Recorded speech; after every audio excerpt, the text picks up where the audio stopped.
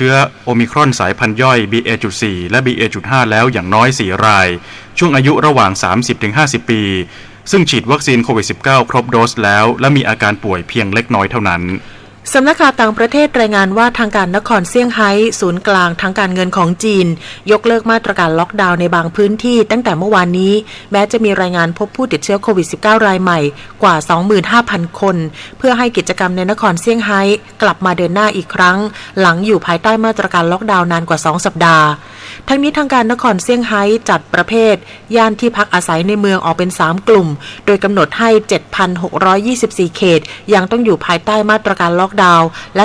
2,460 เขตอยู่ในสถานะควบคุมเนื่องจากไม่พบผู้ติดเชื้อเป็นเวลา1 สัปดาห์ส่วนอีก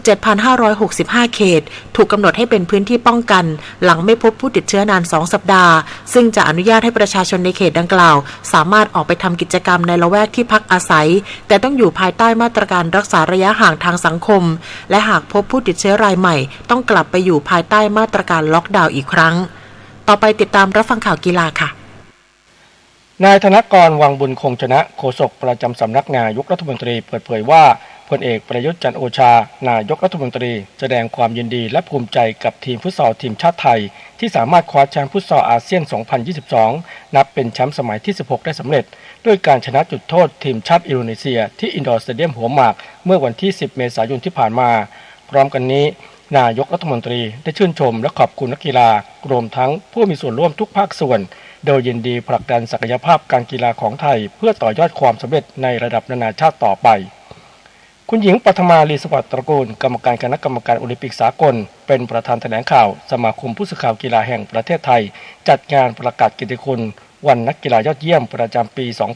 2564 ซึ่งจะจัดขึ้นในวันที่ 22 เมษายนที่โรงแรมอโนมาแกรนด์กรุงเทพมหานครภายใต้มาตรการป้องกันโควิด -19 อย่างเคร่งครัดถ่ายทอดสดทางททบ 5 เวลา 14 นาฬิกาถึง 15 นาฬิกา 30 นาทีโดยนายสมชายภูลสวัสดิ์เป็นประธานคณะกรรมการพิจารณารางวัลยึดหลักการพิจารณาทั้ง 22 รางวัลจะต้องยุติธรรมโปร่งใสเนื่องจากมีหลายรางวัลที่น่าจับตามองอาทินักกีฬาสมัครเล่นและนักกีฬาอาชีพชายหญิงล่าสุดได้เปิดเผยรายชื่อรอบสุดท้ายออกมาแล้วยกเว้นรางวัลบุคลากรผู้ทรงคุณค่าในวงการอาชีพจะพิจารณาคัดเลือกก่อนวันจัดงานนอกจากนี้ยังมีรางวัลธรรมาภิบาลทางการกีฬาเป็นครั้งแรกโดยมีผู้ทรงคุณวุฒิจากภายนอกวงการกีฬานำโดยนายนัทธีรนัทสุภานนท์ประธานมูลนิธิธรรมาภิบาลและต่อต้านทุจริตเป็นคณะทำงานซึ่งสมาคมกีฬาวอลเลย์บอลแห่งประเทศไทยได้รับรางวัลนี้นางนวลพันธ์ล่ำซำผู้จัดการทีมฟุตบอลชายทีมชาติไทยจัดแถลงความพร้อมการเตรียมทีมชาติชุดสู้ศึกซีเกมครั้งที่ 31 ที่เวียดนามโดยประกาศแต่งตั้งให้มาโน่โพกลิ้งเป็นหัวหน้าผู้ฝึกสอนทีมชาติไทยชุดใหญ่เข้ามาทำทีมชาติชุดซีเกมและให้โค้ชโย่งวรวุฒิศรีมะคะกับโค้ชโชคทวีพรหมรัตน์เตรียมทีม U23 ไปแข่งขันชิงแชมป์เอเชีย 2022 ที่อุซเบกิสถานพร้อมกันนี้ผู้จัดการทีมฟุตบอลทีมชาติไทยยังได้วอนขอความร่วมมือให้สมาคมกีฬาฟุตบอลแห่งประเทศไทยบริษัทไทยลีกจำกัดเลื่อนโปรแกรมฟุตบอลในประเทศซึ่งทับซ้อนกับโปรแกรมซีเกมและขอให้สโมสรต่างๆปล่อยตัวนักฟุตบอลให้ร่วมทีมซีเกมอีกด้วยสำหรับโปรแกรมฟุตบอลชายในซีเกมทีมช้างศึกจะประเดิมสนามในรอบแบ่งกลุ่มพบมาเลเซียในวันที่ 7 พฤษภาคมจากนั้นพบทีมชาติสิงคโปร์วันที่ 9 พฤษภาคมพบกัมพูชาวันที่ 14 พฤษภาคมและพบสปป.ลาววันที่ 16 พฤษภาคมปิดท้ายกันที่ผลฟุตบอลลาลิก้าสเปนบาเยกาโนเสมอบาเลนเซีย 1-1 ฟุตบอลกันโชเซเรียอิตาลีโบโลญญาชนะซามโดเรีย 2-0 พงษ์เกษมสมสุขรายงานต่อไปรับฟังพยากรณ์อากาศค่ะกรมอุตุนิยมวิทยารายงานพยากรณ์อากาศทั่วไปความกดอากาศต่ำเนื่องจากความร้อนปกคลุมประเทศไทยตอนบนลักษณะเช่นนี้ทำให้บริเวณประเทศไทยตอนบนมีอากาศร้อนถึงร้อนจัดกับมีฟ้าหลัวในตอนกลางวันในขณะที่ลมใต้และลมตะวันออกเฉียงใต้กำลังอ่อนพัดปกคลุมประเทศไทยตอนบนทำให้บริเวณดังกล่าวมีฝนฟ้าคะนองเกิดขึ้นได้บางพื้นที่ขอให้ประชาชนบริเวณประเทศไทยตอนบนดูแลรักษาสุขภาพเนื่องจากสภาพอากาศที่เปลี่ยนแปลงและร้อนขึ้นในระยะนี้ไว้ด้วยสำหรับลมตะวันออกเฉียงใต้ที่พัดปกคลุมภาคใต้มีกำลังอ่อนทำให้ภาคใต้มีฝนน้อยโดยมีฝนฟ้าคะนองบางแห่งพยากรณ์อากาศตั้งแต่เช้าวันนี้จนถึงเช้าวันพรุ่งนี้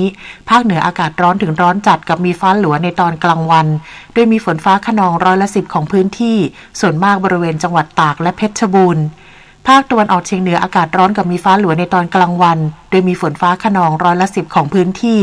ส่วนมากบริเวณจังหวัดเลยหนองคายบึงกาฬชัยภูมิและนครราชสีมาภาคกลางอากาศร้อนกับมีฟ้าหลัวในตอนกลางวันโดยมีฝนฟ้าคะนอง10%ของพื้นที่ส่วนมากบริเวณจังหวัดกาญจนบุรีพระนครศรีอยุธยาสระบุรีและราชบุรีภาคตะวันออกอากาศร้อนกับมีฟ้าหลัวในตอนกลางวันโดยมีฝนฟ้าคะนอง10%ของพื้นที่ส่วนมากบริเวณจังหวัดนครนายกชลบุรีระยองจันทบุรีและตราดลมตะวันออกเฉียงใต้ความเร็ว 10-30 กิโลเมตรต่อชั่วโมงทะเลมีคลื่นต่ำกว่า1เมตรห่างฝั่งคลื่นสูงประมาณ1เมตรภาคใต้ฝั่งตะวันออกมีฝนฟ้าคะนอง20%ของพื้นที่ส่วนมากบริเวณจังหวัดเพชรบุรีประจวบคีรีขันธ์ยะลาและนราธิวาสลมตะวันออกเฉียงใต้ความเร็ว 10-30 กิโลเมตรต่อชั่วโมงทะเลมีคลื่นต่ำกว่า1เมตรบริเวณที่มีฝนฟ้าคะนองคลื่นสูงประมาณ1เมตรภาคใต้ฝั่งตะวันตกมีฝนฟ้าคะนอง20%ของพื้นที่ส่วนมากบริเวณจังหวัดระนองพังงาภูเก็ตและกระบี่ลมตะวันตกเฉียงเหนือความเร็ว 10-30 กิโลเมตรต่อชั่วโมงทะเลมีคลื่นต่ำกว่า1เมตรบริเวณที่มีฝนฟ้าคะนองคลื่นสูงประมาณ1เมตรกรุงเทพมหานครและปริมณฑลอากาศร้อนกับมีฟ้าหลัวในตอนกลางวันโดยมีฝนฟ้าคะนอง10%ของพื้นที่สภาวะระดับน้ำในแม่น้ำเจ้าพระยาที่หน้ากองบัญชาการกองทัพเรือคำนวณโดยกรมอุทกศาสตร์กองทัพเรือวันนี้น้ำขึ้นเต็มที่เวลา 5:48 นาทีสูงกว่าระดับทะเลปานกลาง1เมตร13เซนติเมตรน้ำลงเต็มที่เวลา 21:18 นาทีต่ำกว่าระดับทะเลปานกลาง38เซนติเมตรวันนี้ที่ประภาคารกาญจนาภิเษกแหลมพรหมเทพจังหวัดภูเก็ตดวงอาทิตย์ตกเวลา 18:36 นาทีกรุงเทพมหานครดวงอาทิตย์ตกเวลา 18:31 นาทีขณะที่เมื่อวานนี้หน่วยปฏิบัติการฝนหลวงได้ขึ้นบิน5หน่วยปฏิบัติการทำให้มีฝนตกบริเวณพื้นที่การเกษตรจังหวัดลำปางกาญจนบุรีอุทัยธานีนครสวรรค์ลพบุรีนครราชสีมาชลบุรีพื้นที่ป่าไม้เขตรักษาพันธุ์สัตว์ป่าห้วยขาแข้งและพื้นที่ลุ่มรับน้ำอ่างเก็บน้ำทับเสลาจังหวัดอุทัยธานีรวมทั้งพื้นที่ประสบปัญหาหมอกควันและไฟป่าของจังหวัดลำปาง1 นาทีกับกปท.กรมการขนส่งทางบกขอความร่วมมือสมาคมขนส่งสินค้าสมาคมรถบรรทุกและผู้ประกอบการขนส่งด้วยรถบรรทุกไม่ประจำทางและรถบรรทุกส่วนบุคคลเพื่อให้หลีกเลี่ยงการขนส่งสินค้าและงดการใช้รถที่ไม่มีการบรรทุกสินค้าในช่วงเทศกาลสงกรานต์ระหว่างวันที่ 11-17 เมษายน 2565 ซึ่งเป็นมาตรการเพื่อรองรับการเดินทางของประชาชนที่เดินทางกลับภูมิลำเนาและท่องเที่ยวสำหรับสินค้าที่มีความจำเป็นเร่งด่วนต่อการอุปโภคบริโภคของประชาชนสามารถขนส่งได้โดยวางแผนการขนส่งล่วงหน้าตั้งแต่ช่วงก่อนสงกรานต์หลีกเลี่ยงเส้นทางและช่วงเวลาที่ประชาชนใช้รถใช้ถนนเป็นจำนวนมากโดยต้องปฏิบัติตามข้อกำหนดว่าด้วยความปลอดภัยในการขนส่งและปฏิบัติตามกฎจราจรอย่างเคร่งครัดเพื่อให้ถนนทุกเส้นทางคล่องตัวและปลอดภัยตลอดเทศกาลสงกรานต์ 2565 ครับด้วยความปรารถนาดีจากกรมประชาสัมพันธ์และกองทุนเพื่อความปลอดภัยในการใช้รถใช้ถนนกรมการขนส่งทางบกกระทรวงคมนาคมรู้รักภาษาไทยโดยความร่วมมือของสำนักงานราชบัณฑิตยสภาและกรมประชาสัมพันธ์วันนี้เสนอคำว่าคลุกและอีลุกคลุกคลุยคลุกเขียนขอไข่ลอลิงสระอุกอไก่หมายถึงง่วนอยู่กับสิ่งใดสิ่งหนึ่งหรืออยู่แต่ในที่ใดที่หนึ่งเช่น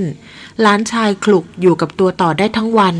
บางทีใช้เพิ่มพยางค์หลังเป็นคลุกคลุยหมายถึงง่วนอยู่เช่นเด็กกลุ่มนั้นคลุกคลุยกันอยู่แต่หน้าคอมคำว่าคลุกคลุยยังหมายถึงสุมรวมกันดังตัวอย่างในเสภาเรื่องขุนช้างขุนแผนตอนพลายแก้วแต่งงานกับนางพิมพ์กลอนว่าครั้นรุ่งเช้าขึ้นพลันเป็นวันดีทองประสีจัดเรือกันยาใหญ่เอาขันหมากลงบรรทุกคลุกคลุยไปหามโหรีใส่ท้ายกันยาคำว่าคลุกคลุยเมื่อเพิ่มคำเสริมสร้อยอีลุกประกอบข้างหน้าจะได้เป็นคำ4จังหวะว่าอีลุกคลุกคลุยมีสัมผัสระหว่างคำลุกกับคลุกคำว่าอีลุกคลุกคลุยหมายถึงง่วนอยู่ใส่ใจอยู่เฉพาะสิ่งใดสิ่งหนึ่งเช่นพอได้จักรยานคันใหม่มาเขาก็อีลุกคลุกคลุยอยู่กับมันตลอดเวลาไม่เป็นอันทำอย่างอื่นผู้มีคำถามการใช้ภาษาไทยสอบถามได้ที่ www.orst.g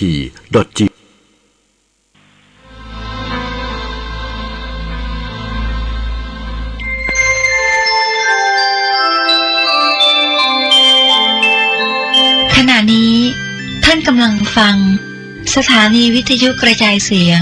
คลื่นเพื่อการศึกษาพระพุทธศาสนาและวัฒนธรรมระบบ FM 104.5 เมกะเฮิรตซ์ออกอากาศณวัดฝายหินตำบลสุเทพอำเภอเมืองจังหวัดเชียงใหม่โทรศัพท์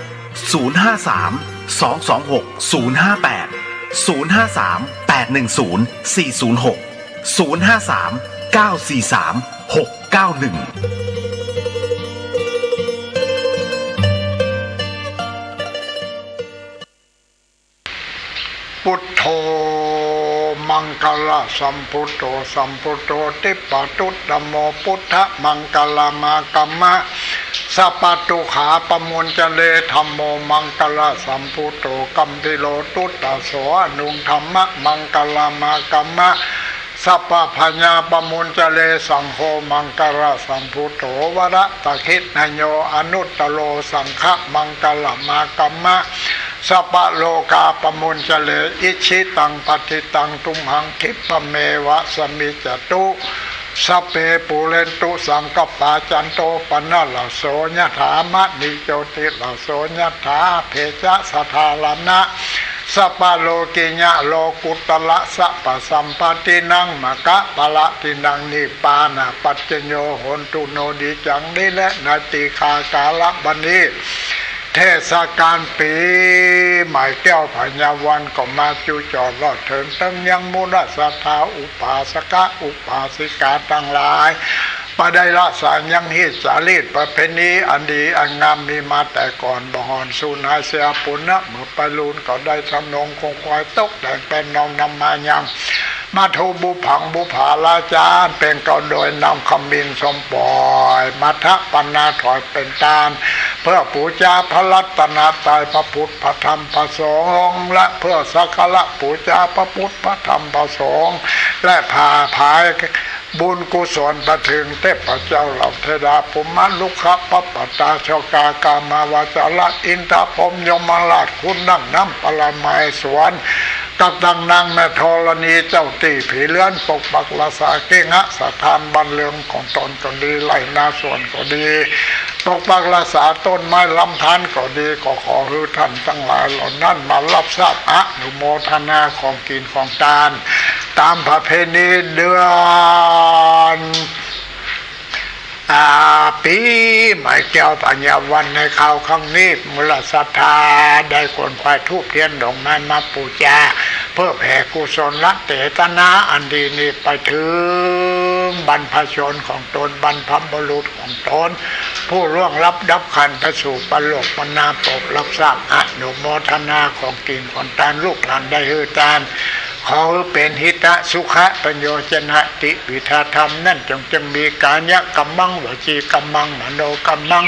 สันทิจะอาสันทิจะอาติตะโตสะอนาคตะโตสะปัจจุปนะโตสังสปังทุสังคัมมันตุโตพุทธศาสเนอโรโคสุขิโตหิอโรโคสุกุเตวหิอโรโคสุขิโตหิสหสเปหิญาตภิเตอรัตถาสุขิตาวิรุณาพุทธศาสเนอโรคาสุขิตาโหทะคาสุขิตาโหใจญตุภวังใจญมังกลังใจ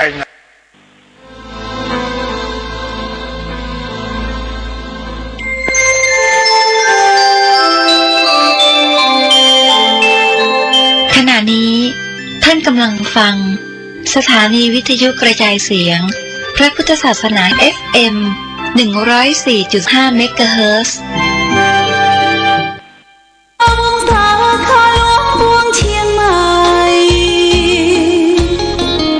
ปกครองเมืองฟ้าทุ่มเทแรงกายแรงใจทุกชาติพันธุ์รวมใจรักษามัคคี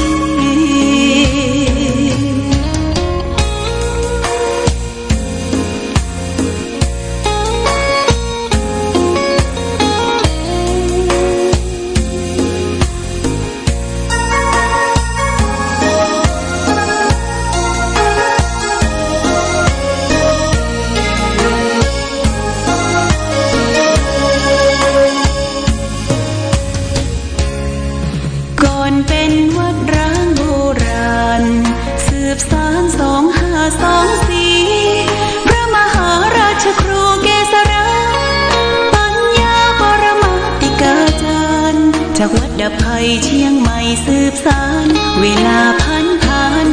131 ปีนานไกลวัดพระบาทอุดมรุ่งเรืองงามตาเจ้าน้อยบุญธาวงศาข้าหลวงปวงเชียงใหม่ปกครองหัวเมืองฟ้าทุ่มเทแรงกายแรงใจทุกชาติพันธุ์รวมใจ